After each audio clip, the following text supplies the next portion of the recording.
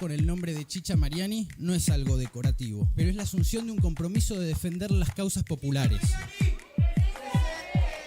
¡Chicha Mariani! ¡Presente! ¡Chicha Mariani! ¡Presente! ¡Ahora! ¡Y siempre! ¡Ahora! ¡Y siempre! ¡Ahora! ¡Y siempre! Radio Caput. Hable bajo, pero hable, no se case. Esas cosas. Soy muy tímida. Ok. Radio Caput. Radio Caput. Estás escuchando Caput. Radio Caput. Radio Caput. Te comunicas con nosotros al 11 65 16 44 46.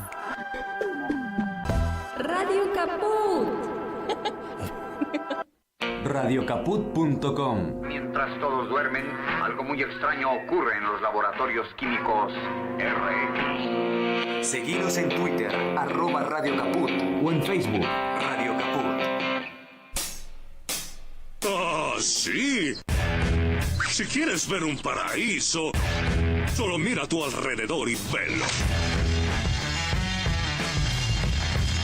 Radio Caput. Desde el lugar de las utopías. En Caput Milagro Sala. pasan cosas.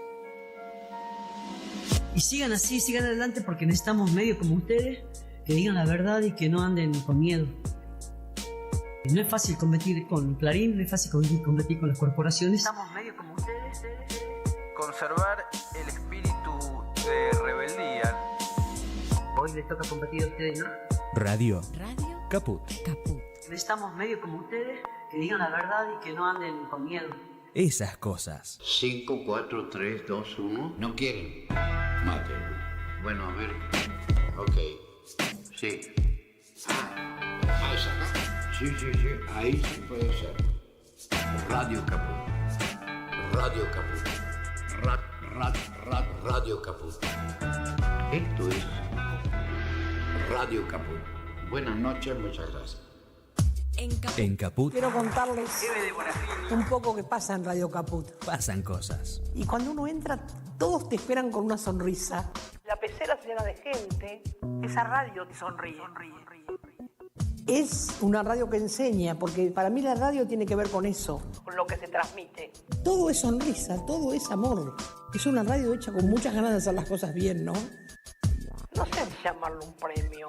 Me parece que es un lazo entre la radio y las madres. Un lazo de amor, un lazo de comprensión, que es lo que a uno le hace falta para vivir. Radio Caput. Así que Radio Caput, a todos, a los compañeros, a los chicos, a todos. Les prometo que hasta el último día de mi vida, mientras pueda respirar y aunque sea caminar unos pasos, voy a seguir en esta lucha para ustedes, por ustedes. Esas cosas. Radiocaput.com. Estás conectado. Estás en Caput. Aquí comienza Mundo en Clave. Una mirada diferente sobre el escenario internacional. Con Hugo Gulman y Larry Levy. Mundo en Clave. En Radio Caput.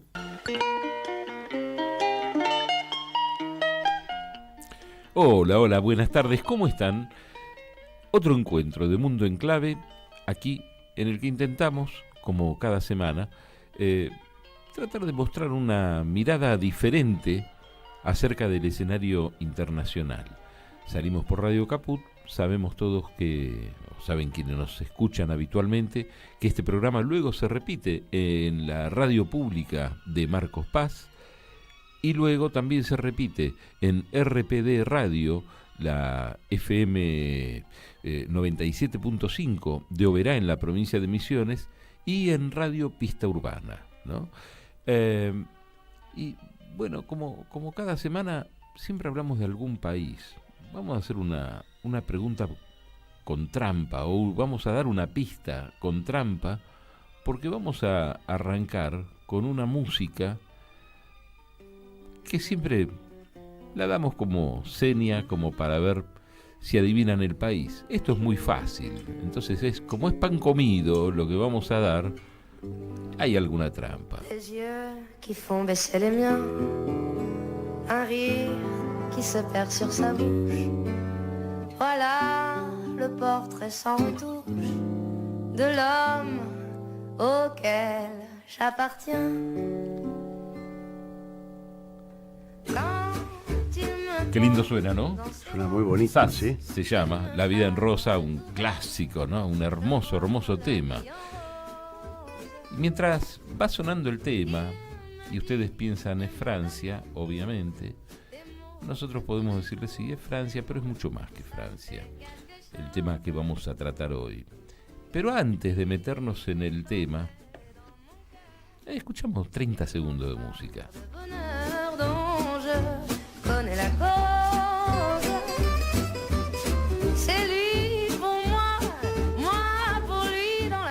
Y además de escuchar este pedacito del tema, queríamos contarles algo muy muy breve, porque este programa, quienes nos siguen habitualmente, saben que en general no se lo dedicamos, muy rara vez se lo dedicamos a la coyuntura. Generalmente tocamos otro tipo de temas, donde hablamos de un país donde quizá en ese momento no está ocurriendo nada, ¿no? Y quizá hoy, para lo que tiene que ver con la coyuntura, en un tema que trata temas internacionales, temas de geopolítica, probablemente tendríamos que estar hablando de nuestro vínculo con España y de cómo nuestro gobierno está dañando, o nuestro presidente, ¿no? Está dañando un vínculo como ya ha dañado el vínculo con Brasil, con China, con el BRICS y con el Vaticano. Con el Vaticano, ¿no? Se ocupó de dañar todo y fundamentalmente dañar a nuestro pueblo. Pero bueno, no vamos a tocar este tema. Me resultaba casi ineludible comentar esto, aunque sea solamente para, como para dejar planteado, ¿no?, que vamos a hablar de otro tema. De alguna manera nos vincula, que también nos va a vincular mucho con Argentina. Pero en ese sentido, vamos a omitir profundizar en este episodio muy grave del que siguen nuestro presidente subiendo la apuesta.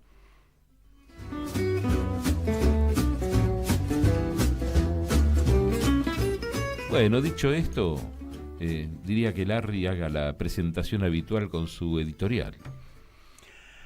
Las alianzas entre pueblos o países no son nuevas. La historia está plagada de ejemplos.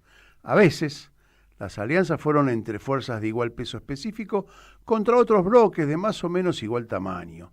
La cuestión es saber con quién pelearse y tomar dimensión de la fuerza del contrincante. Con el tiempo, las pujas se fueron sofisticando y en el último siglo el enfrentamiento bélico generalizado se produjo en 2 ocasiones que no resolvieron las diferencias y solo las postergaron. No me estoy refiriendo a los enfrentamientos entre países, entre fuerzas puntuales, sino concretamente a la formación de bloques a través de alianzas múltiples. En el caso de la Unión Europea, que en poco tiempo llevará a cabo un proceso eleccionario de sus organismos conductores, lo que implica cada miembro que pone en juego sus candidatos en el Parlamento conjunto en las proporciones partidarias de cada cual.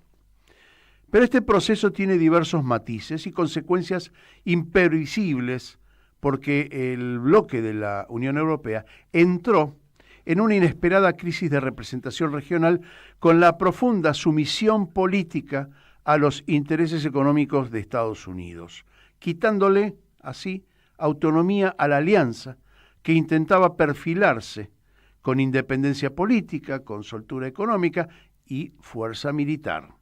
Pero ni siquiera la caída del muro pudo estimular a los europeos y el surgimiento de otros factores de poder internacionales, léase China, Rusia o el sudeste asiático, amilanaron a los miembros y frenó su vocación de protagonismo en un nuevo escenario de multipolaridad que equilibre el poder real. Con el Reino Unido fuera del bloque y con pujas lacerantes hacia su propio poder, encontramos profundas tensiones entre Francia, Italia, Alemania y España, los principales protagonistas de este desdibujado bloque regional. Un rire qui se perd sur sa bouche. Voilà le portrait sans retouche de l'homme auquel j'appartiens.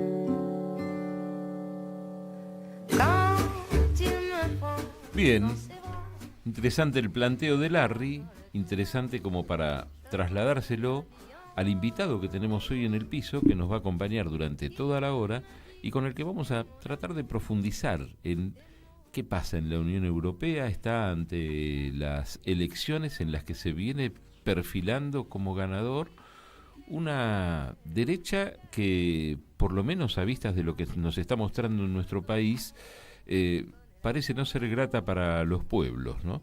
Pero sin embargo son los pueblos los que darán su voto. Quien nos acompaña es Walter Formento, que es director del Centro de Investigaciones en Política Económica en Argentina, por supuesto, de Claxo Argentina y el CIEPE. Es profesor de la Cátedra de Hegemonía, Comunicación y Geopolítica en la Universidad Nacional de La Plata y secretario investigador del OIC. Walter, muchas gracias por acompañarnos. Bueno, ahí me parece que quedó planteado en los comentarios que hacía Larry un planteo por el que te estamos invitando, ¿no? ¿Qué es hoy la Unión Europea? ¿Cómo está la Unión Europea? ¿Y cómo está preparada, ¿no?, para las futuras elecciones? Bueno, frente a las elecciones que se avecinan en la Unión Europea, emergen los distintos actores, las distintas fracciones, fracturas, enfrentamientos entre actores económicos, estratégicos, para hablar de los actores duros, para después llegar a los actores políticos.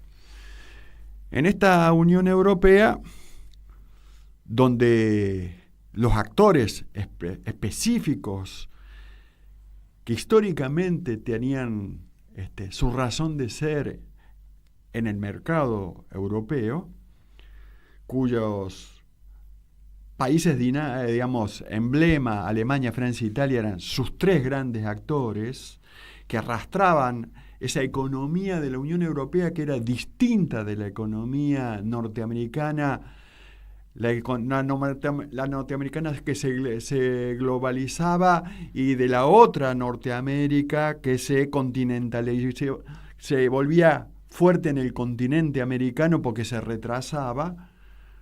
Bueno, mucho de lo que nosotros hemos observado en los últimos 10 años en la Unión Europea es esta puja de este actor financiero global que normalmente su punto de apoyo en la proyección de poder es dominar la city financiera y desde ahí los bancos centrales de cada Estado-nación. Y luego, este actor global es el que fabricó la guerra con Ucrania en aquel golpe de Estado del 2014, al cual tanto se refiere Putin, Xi Jinping, Narendra Modi, es decir, todos los actores, incluso los de Serbia, Eslovaquia y Hungría. Está entonces el golpe del 14, que parecía un golpe de Estado contra Rusia, principalmente, en realidad era... Estás hablando del Maidán. Es decir, del Maidán, el del 2014. Sí, sí. Era un golpe de Estado que en última instancia tendía a cerrarle las puertas a las grandes empresas de la Unión Europea para, de alguna manera, poder subordinarlas al esquema Davos de los grandes fondos financieros de inversión global que controlan los bancos centrales tanto de Londres como de París, como de Milán. Y esa puja se desarrolló en los últimos 10 años. ¿Con qué resultado? Y con un resultado donde han sido subordinados los grandes actores económicos propios de la Unión Europea, y hoy tienen una primacía estos actores financieros globales que apuestan ¿a qué? a que la primera y segunda línea de las empresas económicas de la Unión Europea, principalmente alemanas, francesas e italianas, deslocalicen sus inversiones de Europa a Estados Unidos, al Estados Unidos del norte demócrata globalista. No del sur conservador. No del sur conservador dominado por el JP Morgan y la banca comercial de Rockefeller y los otros, que hoy presencia una confrontación aguda dentro de Estados Unidos. Pero como los globalistas mudaron sus empresas al mundo desde 1999, 2003 en adelante, hoy están haciendo un repliegue. Ese repliegue es, de alguna manera, lo que se expresa en la confrontación aguda en la Unión Europea, entre los intereses de las viejas empresas europeas de primera y segunda línea, que son industrialistas más. Industrialistas, alemanas, francesas e italianas, del viejo corazón industrialista que viene desde 1870, 1920. Y que después del 45 se asentó, es decir, después de la guerra. Exactamente. Versus el poder financiero global que tiene su centro neurálgico de poder en el dominio y control de las cities financieras, que luego se traduce en el control de los bancos centrales de los Estados-nación, para subordinar los Estados-nación a un esquema de poder global. Déjame que te haga ahí una pregunta, porque antes de entrar al aire lo estábamos hablando. En realidad hay 4 cities importantes en Europa. Una quedó por fuera de la Unión Europea, que es la de Londres, ¿sí? Que es la que se alinea con Estados Unidos históricamente y tradicionalmente, y quedaron 3. ¿Esas 3 están dañadas o están fortaleciéndose hoy? Hoy están fortaleciéndose. Hoy están fortaleciéndose, es decir, estaban dañadas. Te sumo parte de la pregunta. ¿Se están fortaleciendo en forma conjunta o forma separada? Porque parece que hay una puja también entre ellos. Las cities financieras dentro del esquema global se van fortaleciendo en su red y desarrollo, donde pivotea Londres, París, Milán, Dublín. Esos son los 4 puntos de apoyo de los esquemas financieros globales que explican Davos. Los actores financieros globales, los fondos financieros de inversión global, BlackRock. Ese actor se fue fortaleciendo. El que se fue debilitando son los actores industriales estratégicos con centro en Alemania, Francia e Italia, la Alemania del oeste, la Francia del este y el norte italiano, que compraban materias primas en Rusia y vendían en China. Con el golpe del Maidán y la aceleración de la confrontación contra China, India y Rusia, los actores financieros globales de la OTAN, BlackRock, lograron, de alguna manera, como primer objetivo, dejar sin mercados o obstaculizar la posibilidad de darle continuidad a los mercados que tenían estas empresas europeas de primera y segunda línea. Ahora, Walter, estaba pensando, me parece interesantísimo, es apasionante este tema, porque esas empresas, cuando uno empieza a desmembrar cada uno de los grupos empresarios, empiezas a ver que tienen laboratorios, medios de comunicación y bancos, empezando por ahí, de ahí todas las ramificaciones que se te puedan ocurrir, y muchas, conociendo el tema del periodismo de muchos años, bueno, gran parte de los problemas que sufre el periodismo tiene que ver con que los propietarios de los medios son empresarios y no son periodistas como era antiguamente. Más allá de las ideologías había cuestiones que se respetaban, pero en la Unión Europea, en Europa, estas empresas intentaron atacar, y hubo durante la pandemia una resistencia muy grande de gobiernos como Alemania, como Francia, en los que obviamente estaban viendo esto porque Alemania hizo una inversión gigante para defender Lufthansa o defender algunas otras empresas y que no sean compradas por monedas justamente por los grupos inversores. porque bueno, no estaban volando, por ahí había un par de aviones nada más diariamente que estaban volando de Lufthansa. Entonces, de alguna manera reaccionaron y tuvieron la capacidad de defenderse o bueno, se trataron de fortalecerse en esa guerra silenciosa económica. Bueno, eso sucedió. Trataron de defenderse, se debilitaron. Es cierto que no, digamos, no quedaron bajo control directo, pero se debilitaron relativamente. Y luego, con la destrucción del Nord Stream 2, se quedaron sin el gas barato. Claro. Y fueron forzados a comprar el gas de enquisto, que lo provee Chevron, que es la principal petrolera globalista, controlada directamente por BlackRock, que se trae en Estados Unidos en barco. Se desembarca en España y después se insufla.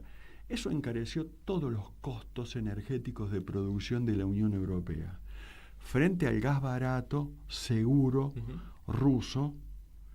Por lo tanto, la decisión de la OTAN de iniciar la guerra en el 2014, es decir, volverla a una guerra abierta en el 2014, en lo que fue el golpe de Estado del Maidán contra el presidente democráticamente electo Yanukovych, un presidente que venía del Donbass, de la zona rusa, de la Ucrania rusa, ¿no es cierto? Y que además tiene la mitad de la zona fértil, porque está del Dnieper hacia el este. La pampa húmeda del oriente, la mitad es occidental y la otra mitad es oriental. Cuando entre el 2014 y el 2020 la OTAN avanzó sobre la mitad occidental de la pampa húmeda, la que llegaba al Dnieper, y a partir del 2018-19 fue por la segunda mitad la que se correspondía con el área históricamente de Rusia.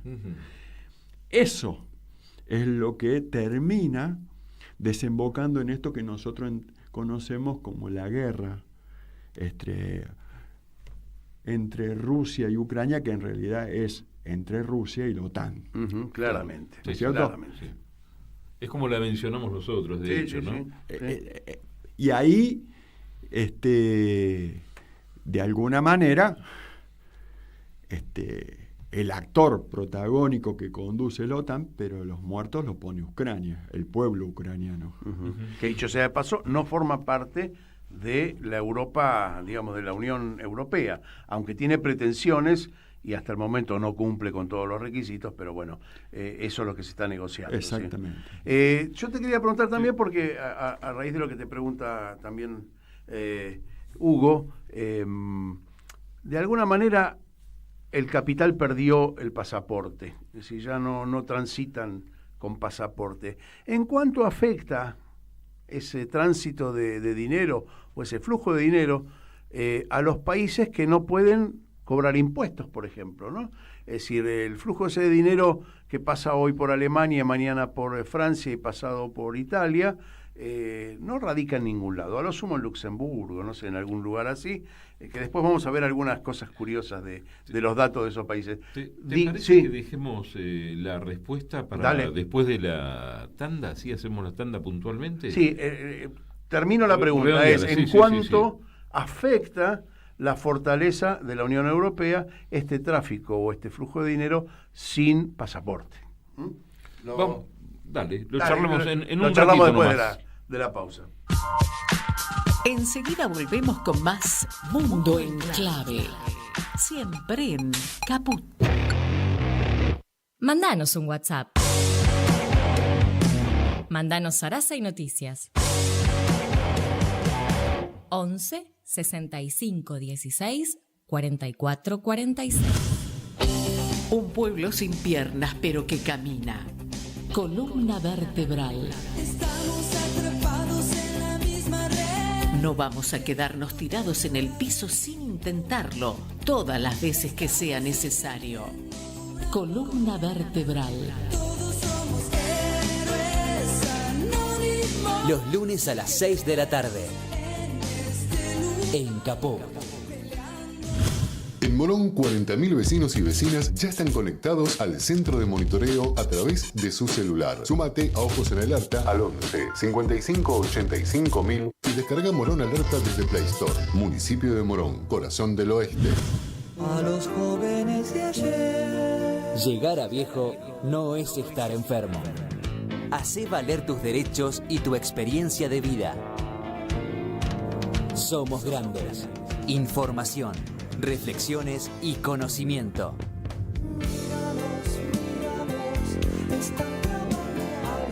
Somos grandes. Los lunes a las 7 de la tarde. En Capó. Manda un mensaje de WhatsApp al 11 3205 8813. Infosiberia. Las noticias en tu celular. Manda un mensaje de WhatsApp y recibilo gratis todas las mañanas. Infosiberia. Las noticias en tu celular. Seguimos con otra vuelta al mundo en clave.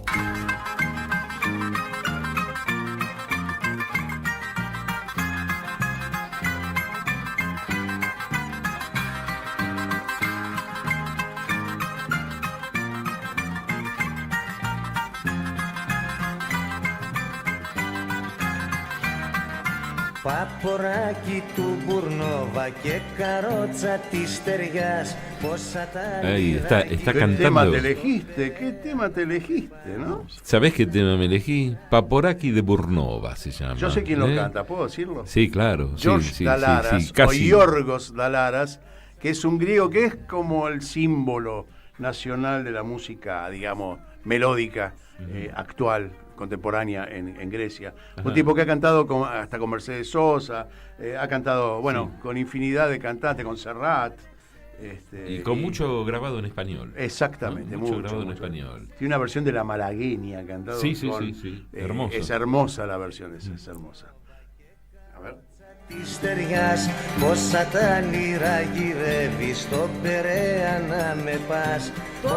Y estamos charlando de la Unión Europea, por eso hacemos un repaso musical también por diferentes lugares, ¿no? Y mientras tanto conversamos con Walter Formento, que además es casi ingeniero, ¿no? Otra carrera que estudió previamente y de ahí se fue volcando a las carreras supuestamente blandas, ¿no? Porque cuando uno se empieza a meter más profundamente se endurece el alma también, de alguna manera. Y Larry dejaba una pregunta, ahí quedó pendiente antes de la pausa. A ver, decía que el tráfico o el flujo de grandes capitales a través de Europa sin pasaporte, no porque sea ciudadano europeo y no necesita pasaporte para pasar de un país al otro, si lo digo en forma simbólica, no tiene control ese flujo de capitales. Y la pregunta es, si esos capitales se pasean horondamente por Europa, es probable que no paguen impuestos o que paguen mucho menos impuestos. Eso debilita la posición de cada uno de los países, más allá de cuán industrializados estén. Alemania es una potencia, pero económicamente, por ejemplo, cuando te estaba haciendo la pregunta, estaba mirando una paginita que me encontré donde dice cuánto adeuda Alemania, el porcentaje del PBI que adeuda, el 150%, es decir, debe más de lo que debe la Argentina proporcionalmente, ¿no? Uh-huh. Por eso te hago esta pregunta, ¿en cuánto debilita esta globalización a la potencia europea, digamos? De hecho, vos diste la clave. La deuda del 159% dice que tu acreedor tiene tiene una vez y media tu PBI. Uh-huh. Vos no estarías en condiciones de saldar la deuda. Ese actor que es BlackRock, más otros, pero por supuesto, principalmente, no solamente es el acreedor, sino quien controla la emisión de la moneda dominante, del dólar, sabiendo que el euro tiene una independencia relativa del dólar y por lo tanto tiene grado de subordinación. Por lo tanto, BlackRock no solamente es el acreedor económico, sino que desde esa posición es el que diseña tu economía. Y de hecho pasa a tener mayoría en Senado y diputados. Digo, para traducirlo. Entonces, ahí se mide correlación de poder. ¿Por qué? Porque ¿cuál es la cuestión? El esquema financiero global va construyendo un esquema de Estado global. El Estado global es paralelo a los Estados-naciones y los supera en escala superior. ¿Cómo los diluye? Y bueno, el Banco Central ya no depende de del poder ejecutivo, es decir, de la democracia, sino que depende de quien controla el Banco Central. Y el que controla el Banco Central es el que controla la fabricación de tu deuda y la posibilidad de darte préstamos para que vos la vayas saldando por parte, pero nunca totalmente. Por lo tanto, ahí es el primer momento, cuando este hecho se vuelve claro y concreto. Septiembre del 99, septiembre del 2001, caída de las Torres Gemelas. Se consolida en el 2008 con la caída del Lehman Brothers y las bancas financieras de esa época. A partir del 99-2008, la puja entre el capital financiero que tiene formato comercial y el que tiene financiero paralelo a los Estados Unidos confrontan cada vez más agudo. De tal manera que en Estados Unidos estas dos facciones, una con centro en Texas, la otra en New York, se encuentran, dirían los grandes analistas, en una situación de guerra civil lavada y escalando. Cada vez más abierta, lo que pasa que los muertos y los heridos no tenemos que buscarlo en el formato clásico, toman formas de guerra de drogas, es decir, son esos zombies. La pobreza. ¿Europa está más pobre hoy? Sí. No en el grado en que se encuentra Estados Unidos, que acordémonos que se empobreció porque deslocalizó su primera y segunda línea industrial, primero hacia Japón y Alemania en el primer ciclo, pero después masivamente a Hong Kong, a la China británica de Hong Kong, que fue británica entre 1860 y el 2021, el septiembre del 21, cuando Trump derogó el estatus administrativo especial de la City financiera de Hong Kong y China pudo recuperar el control de su territorio que había perdido en la Segunda Guerra del Opio de 1860. Ahora, claro, lo fácil lo podemos contestar nosotros. Entonces, te traemos para lo difícil, ¿no? Entonces, pensaba, hubo algunos países en los últimos tiempos que de alguna manera se han hecho como un intento de abrir el juego hacia otros lugares. Pensaba en un par de países petroleros, Irán, Arabia Saudita mismo, ¿no? ¿Hay alguna posibilidad de...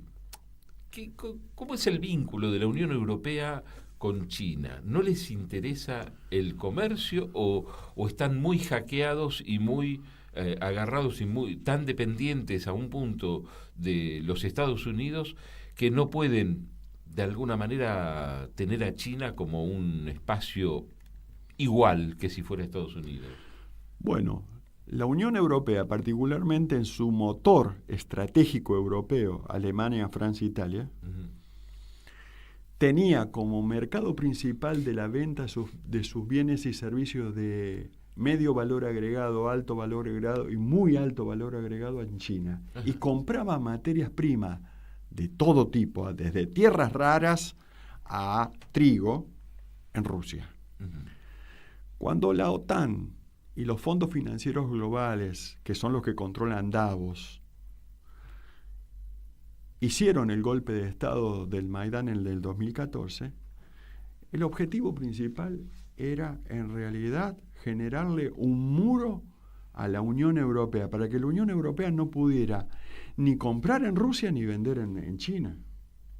Eso explica la explosión del Nord Stream 2, es decir, con intenciones muy, muy precisas, ¿no? Claro, cuando Rusia acelera y además fabrica bajo su propia inversión, teniendo en el directorio del Nord Stream 2 a Schröder, un hombre de la socialdemocracia alemana, en el directorio del Nord Stream 2, el que venía por el por el Mar del Norte, sí. Cuando ese sabotaje que hace la OTAN, no importa qué dispositivo técnico militar puso la bomba, el tema, la comandancia, eso. ¿Cuál era el tema? Es dejar sin energía barata para la industria y la vida cotidiana europea. Por dos cosas. Primero, para forzar que la primera, segunda y tercera línea de empresas industriales europeas se tuvieran que mudar forzosamente a Estados Unidos. Dos, que la población de la Unión Europea entrara en una situación de inestabilidad y tendencia a la pobreza para que quede disponible para ser obligada a formar parte de una primera línea de combate contra Rusia, contra India y contra China. Uh-huh. Es lo que estamos. Y es una forma de abaratar también la mano de obra. Aunque la europea es un poco más alta que el resto, se la baja. ¿Sí? Y hay otra intención, porque, a ver, entre lo que vos decís, yo podría decir, bueno, pero la OTAN está conformada por su mayoría países europeos. Pero esto demuestra la sumisión de la OTAN al único mando, al mando anglosajón. Y quizás eso también explique por qué se fue Inglaterra o el Reino Unido de la Unión Europea, para conformar de alguna manera un eje tradicional entre Estados Unidos e Inglaterra, y sumémosle, porque existe, es Australia, ¿no? El otro plano. Cuando haces esa división, por ejemplo, Londres, la City de Londres, la City de Dublín, la City financiera de New York y la de San Francisco son los 4 puntos de apoyo de la OTAN y de los capitales financieros globales, desde los cuales disputa la territorialidad del poder, enfrentado a la vieja territorialidad continental que tiene centro Texas, Florida, y aquí en Alemania, Francia, Italia. Claro, y me recordaste algo, vos nombraste a Dublín. Yo lo que hice fue recolectar material de la Unión Europea y me salté a Inglaterra, que la tocamos Inglaterra hace 2 o 3 semanas, ¿no? Uh-huh, sí. Y también tenía una deuda monstruosa, creo que son 3 veces o más su Producto Bruto Interno. Y vos hablaste de Dublín, que es Irlanda, debe el 490% de eso. Es interesante porque los países más endeudados son los que determinan, en este caso paralelos, son los que determinan la economía del mundo. Están más endeudados que todo el mundo, estarían más condicionados en términos reales, en términos absolutos, estarían mucho más condicionados que el resto del mundo. Sin embargo, son los que condicionan al mundo. Quiere decir que esa deuda externa está provocada, esa deuda externa es ficticia, y lo único que hace es convertir el acreedor en papel pintado, es decir, que ellos lo que deben, si no lo pagan no pasa nada. Pero sí pasa si los europeos se juntan y dicen, bueno, basta, no devolvamos más a nuestros acreedores, no sería el mismo efecto, ¿no? Es que el tamaño de la deuda genera un marco de legitimidad para el que aparece como acreedor, pero además controla la formación de opinión pública, sea por canales de aire, pero particularmente por los famosos nuevas tecnologías de la información y la comunicación que operan sobre la población menor de 30 años. Uh-huh. Quiero comentar antes de seguir con la entrevista, para que después no se haga, no andar a los apurones, que Walter Formento nos trajo un par de libros escritos por él junto con Wim Dierksens. Uno es La gran transición hacia el mundo multipolar. Acá la cámara sí lo puede tomar. Y otro libro es La perestroika en Estados Unidos. Aquí está también, ¿no? Así que... Bueno, Walter sostiene que hay en Estados Unidos una guerra civil con características muy particulares, que no tienen enfrentamientos en campo de batalla, sino que tienen otro tipo de, de forma de combatir y de caídos en el camino, ¿no? No tiene muertos, tiene quizá pobres, como una forma de, ¿sí? A drogadicción. O drogadicción, etcétera, etcétera. Walter, hasta el momento hiciste una excelente tipificación de las relaciones estrictamente económicas que determinan quiénes son protagonistas principales, secundarios y quién pone la escenografía. La pregunta ahora es, vayamos a la política y tratemos de establecer si la mayoría de los países va a aportar a la Unión Europea diputados de sus partidos políticos, si va a tener un cariz muy de derecha, al igual que cada uno de los procesos políticos de cada país. Bueno, ahí seguramente irá aclarando. Pero estos procesos de radicalización a la derecha, hay que observarlo respecto de lo que se llama del capital financiero de carácter global, que incluso siempre aparece investido de fachadas lo que se llama neoprogresista, porque es un neoprogresismo financiero, no es un progresismo de pueblos. ¿Me dejás hacer una aclaración, Sí. un puntito ahí? Porque diste en el clavo. Estamos hablando de corrupción, de eso estamos hablando, para que se entienda. Walter está diciendo que los procesos económicos determinan el proceso político y la radicalización hacia la derecha significa que hay cohecho del gran capital con respecto a la clase política. Cuando aquí en la Argentina hablan de corrupción, ¿sí? Hay que cambiar el paradigma. La corrupción no son los políticos, sino quienes lo corrompen a los políticos. Esa es la clase industrial y eventualmente los acumuladores de capital. Es lo mismo que está pasando en Europa. Es exactamente lo que pasa en Europa y en Estados Unidos y en Gran Bretaña.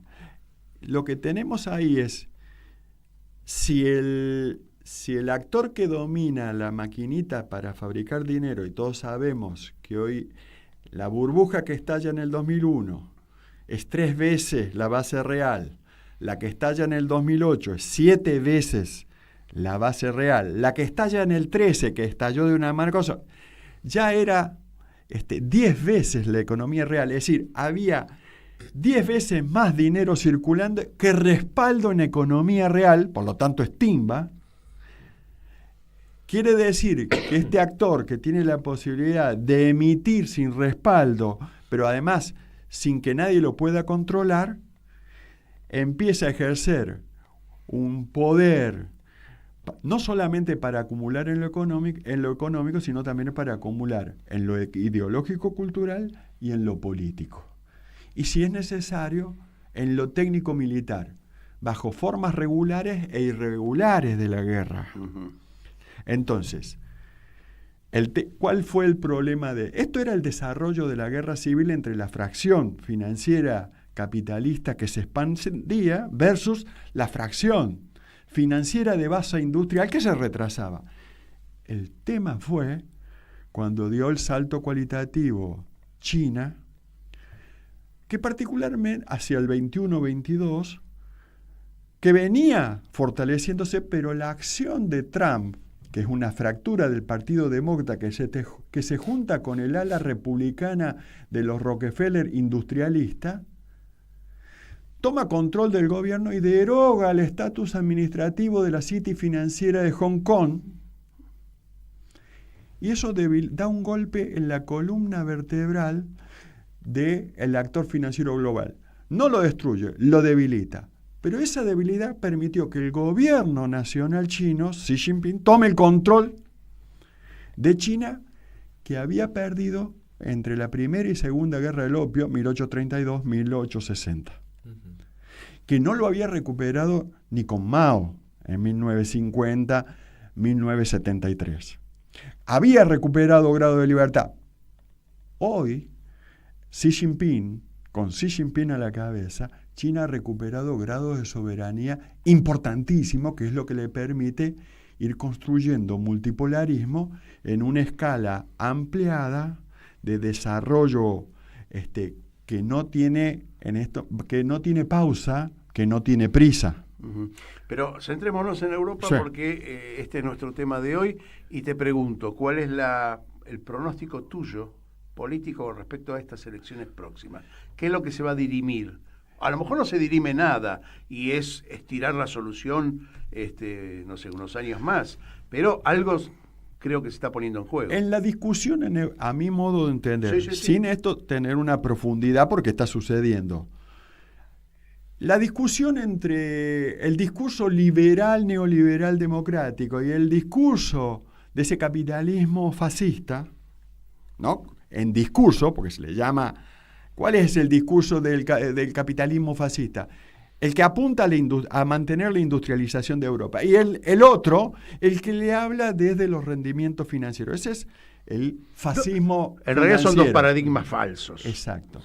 ¿Cuál es la verdadera discusión? Es que el paradigma centrado en la industrialización de Europa, en conexión con los BRICS, Francia, Alemania, Francia e Italia, como miembros de los BRICS, porque si Alemania y Francia e Italia hubieran podido seguir avanzando en en la articulación con China y con Rusia y con la India, era la segunda economía después de China.